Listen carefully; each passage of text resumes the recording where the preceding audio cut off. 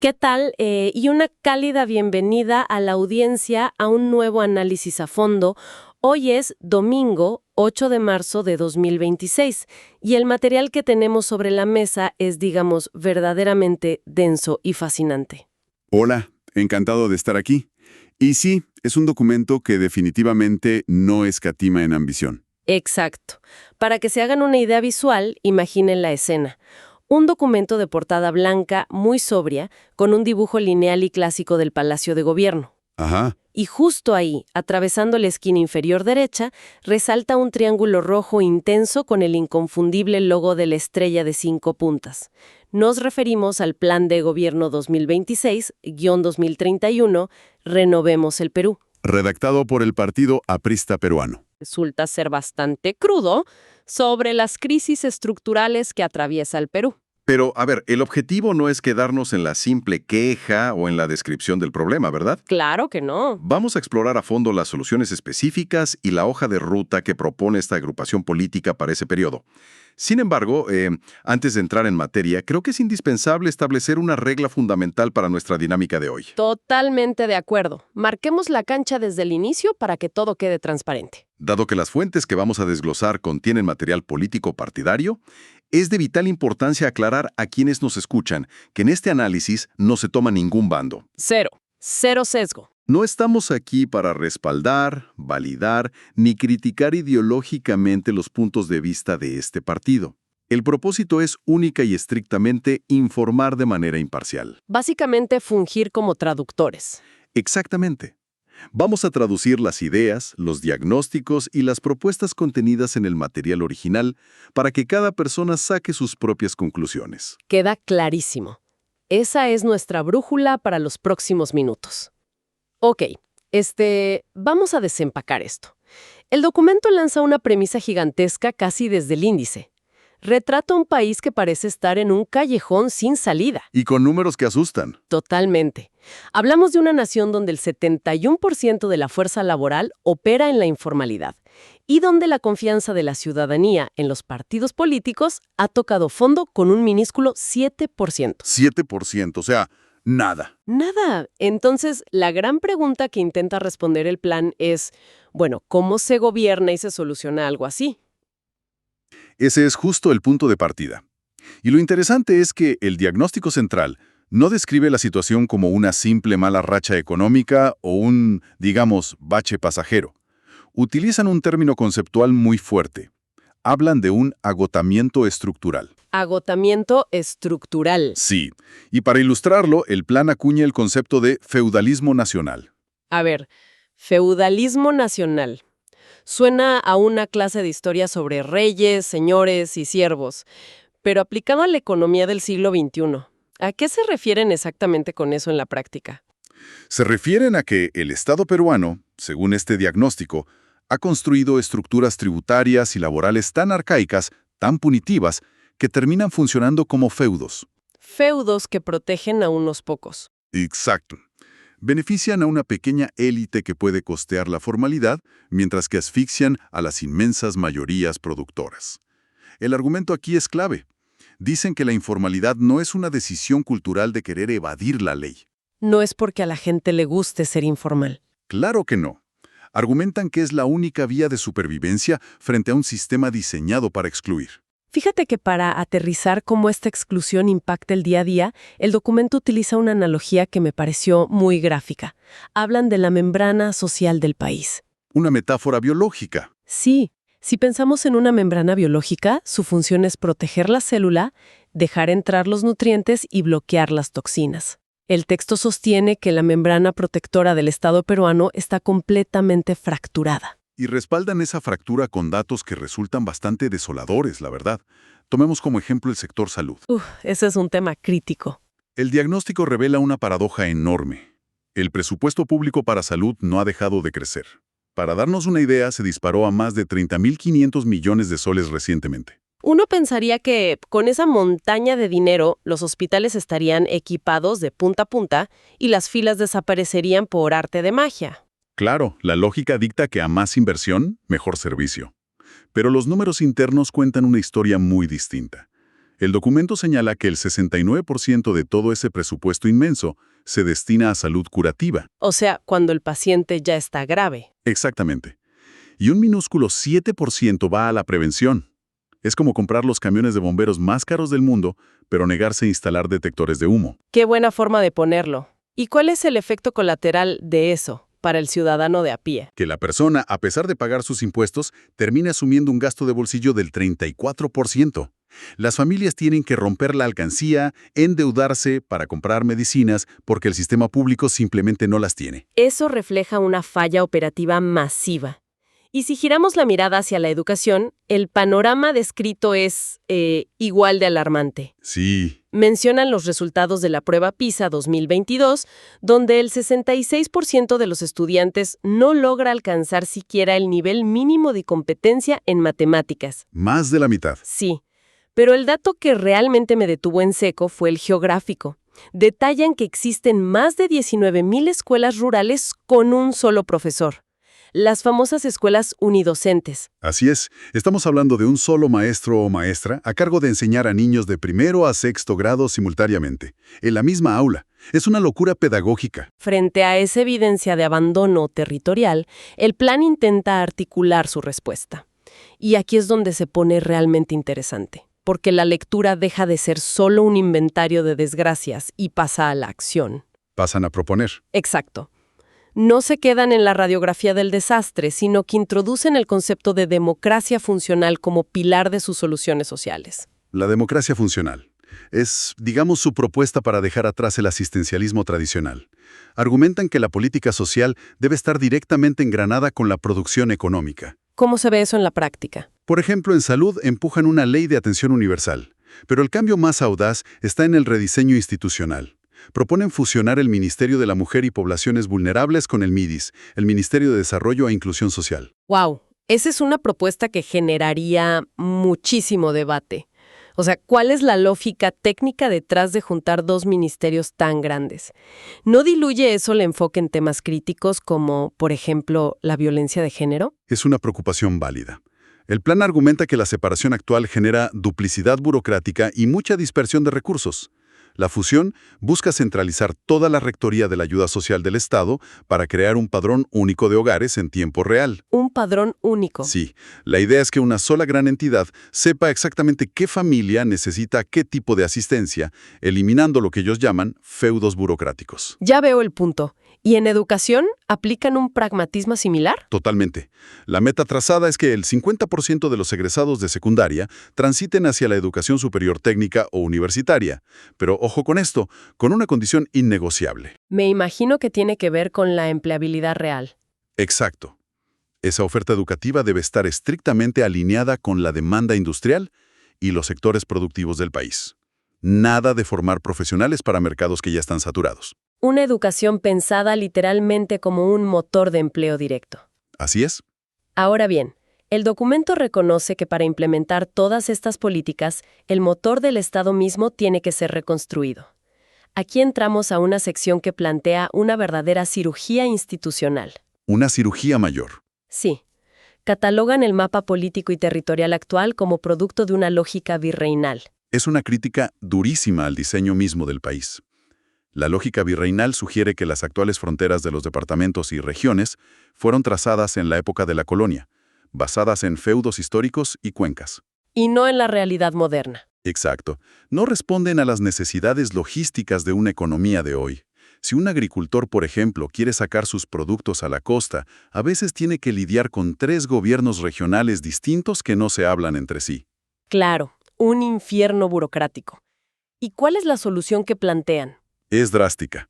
Reducir el país a solo 15 macrorregiones para el año 2031. Pasar de la cantidad actual a solo 15 significa redibujar el mapa de poder, los presupuestos, la ejecución de obras a una escala masiva.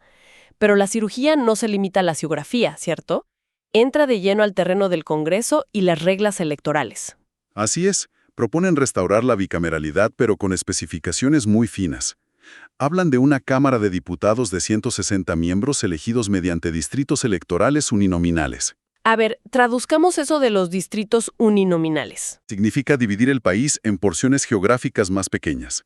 donde cada zona elige a un solo representante directo. La idea es obligar al político a rendir cuentas a su vecindario y evitar que se escude detrás de una lista inmensa de partido. Acercar el político al ciudadano. Esa es la meta, y a esto le suman un Senado de 60 miembros con una visión más nacional, más reflexiva. Y hay un detalle sobre el calendario electoral que parece buscar, no sé, un respiro para el país. Proponen sincronizar todas las elecciones nacionales, regionales y municipales para el año 2033. Sí, para crear una elección intermedia. Exacto. El objetivo es crear lo que denominan una elección intermedia a mitad del mandato presidencial. ¿Cómo funcionaría esta elección como mecanismo de alivio? El análisis del plan es que el Perú acumula una presión social gigantesca que, históricamente, a menudo termina en intentos de destitución presidencial o en el cierre del Congreso.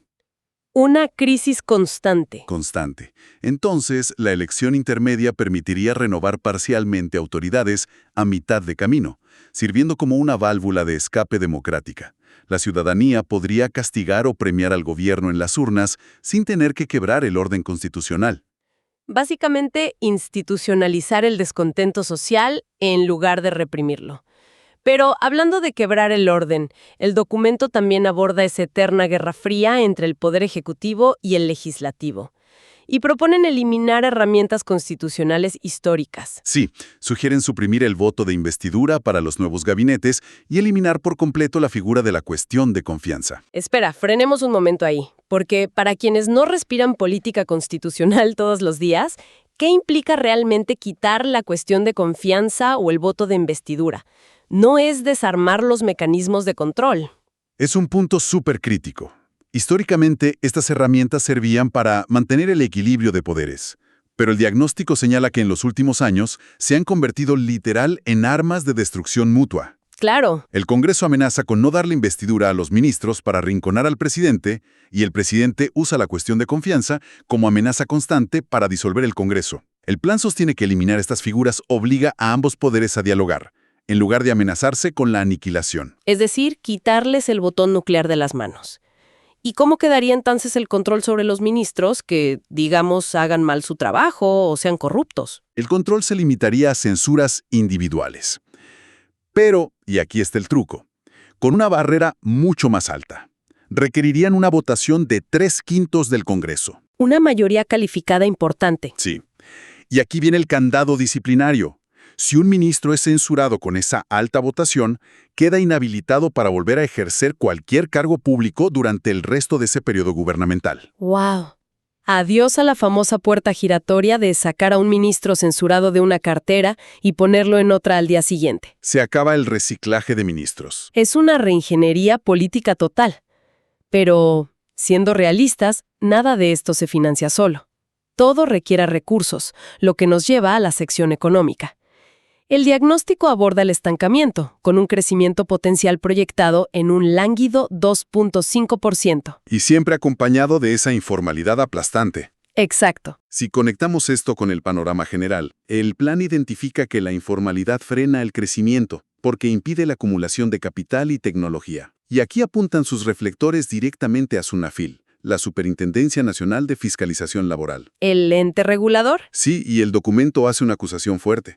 Afirma que el sistema actual prioriza la recaudación por multas sobre la corrección de errores, señalando que existen normativas que otorgan incentivos económicos a los inspectores por sancionar. O sea, para visualizarlo, el plan básicamente dice que el Estado actúa como un policía de tránsito, escondido detrás de un árbol, a fin de mes, buscando llegar a su cuota de multas en lugar de dirigir el tráfico y enseñar las normas de circulación. Esa es exactamente la dinámica que describen, y argumentan que ese enfoque punitivo es lo que quiebra a la pequeña empresa que apenas está intentando asomar la cabeza a la formalidad. ¿Y cuál es la reforma de SUNAFIL que proponen para cambiar esto? Es radical. Eliminar cualquier bonificación ligada a las multas y transformar a la entidad en un órgano netamente preventivo y capacitador, digitalizando el 100% de sus procesos. Hacerlo más eficiente. Claro. Y esto iría de la mano con la creación de un código laboral unificado, que limpie de una vez esa maraña de regulaciones actuales que resultan incomprensibles para cualquier microempresario. Simplificar para formalizar, me parece lógico.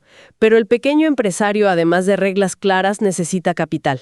El texto menciona la creación de un fondo de garantía estatal llamado CRECEMIPE. Así es. Hoy en día, una pequeña bodega o un taller textil suele acceder a créditos informales con tasas usureras o a préstamos bancarios carísimos por el nivel de riesgo.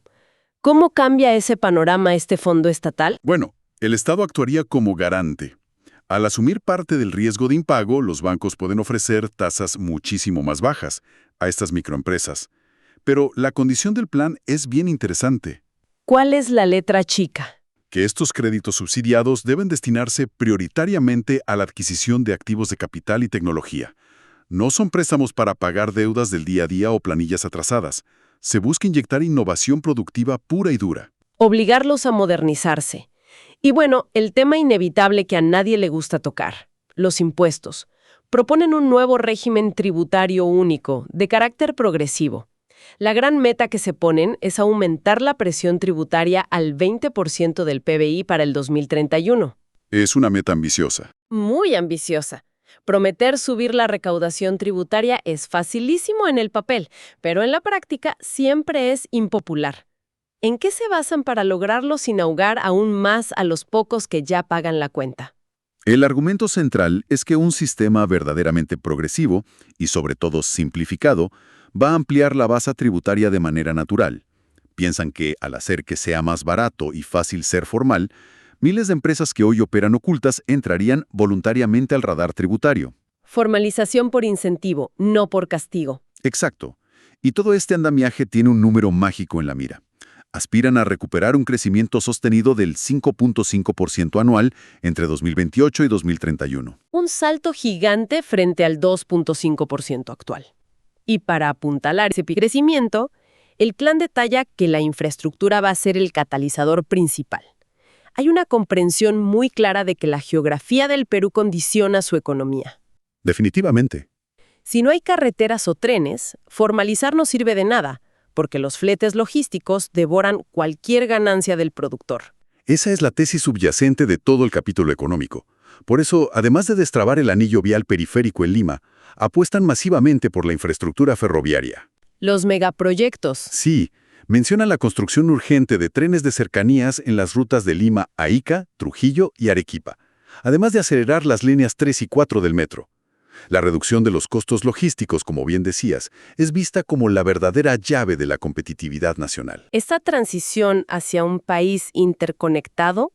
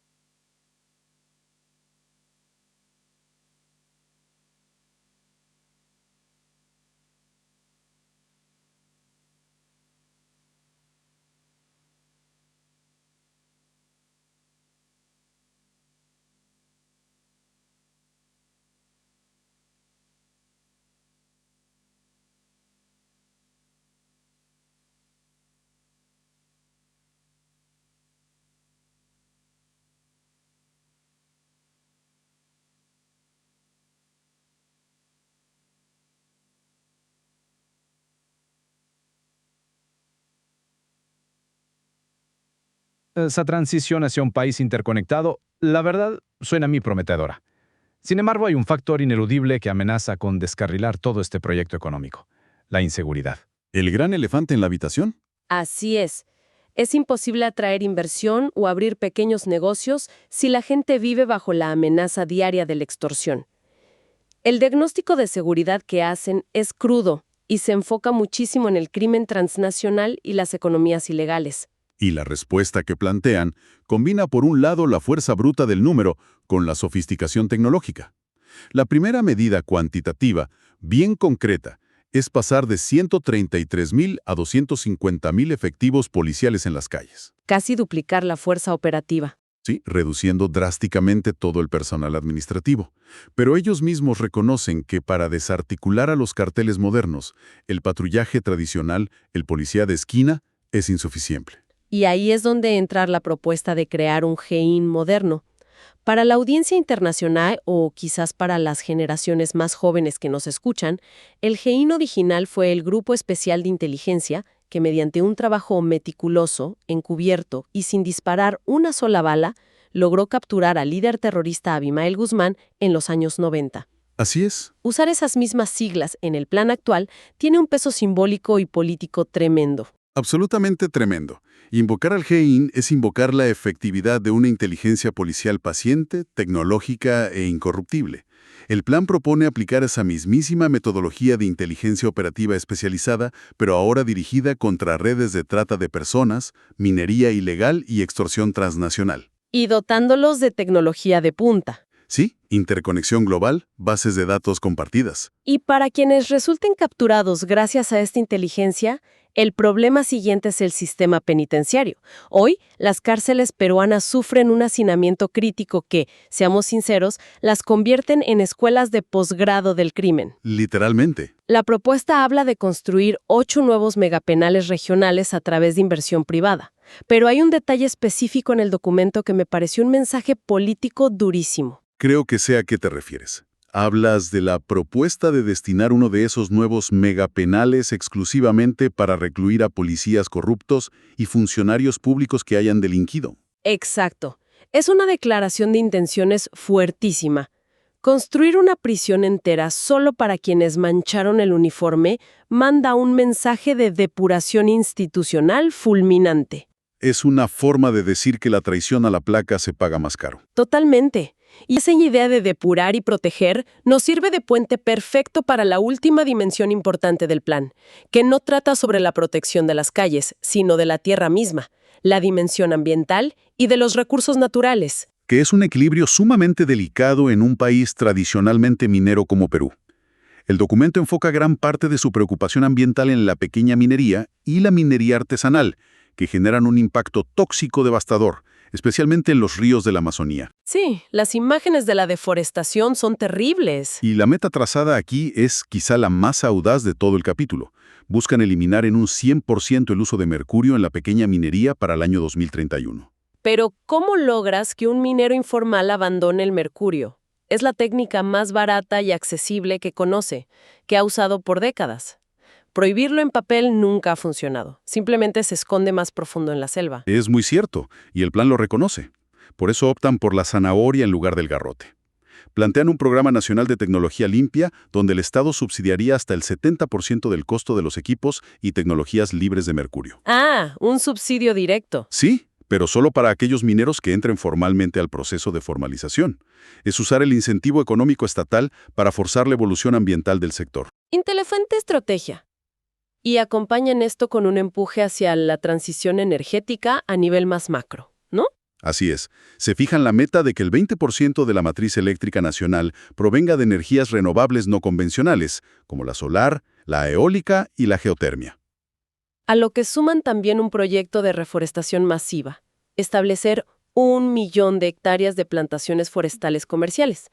Esto no solo busca capturar carbono y cumplir metas climáticas internacionales. No, tiene un fin económico. Exacto. Busca generar una industria maderera formal y sostenible que ofrezca empleo directo en zonas rurales, arrebatándole mano de obra a la minería y tala ilegal. Es atacar el problema ambiental, dando alternativas económicas. Entonces, si damos un paso atrás y observamos el rompecabezas completo que hemos analizado hoy a partir de estas fuentes, ¿qué imagen general se forma?